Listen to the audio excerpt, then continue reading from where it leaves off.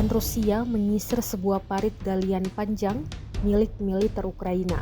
Parit tersebut tampak berantakan dengan dipenuhi senjata, obat-obatan, hingga mayat tentara Ukraina. Sebelumnya parit ini telah diobrak-abrik serangan Rusia hingga berakhir ditinggal tentara Ukraina yang selamat.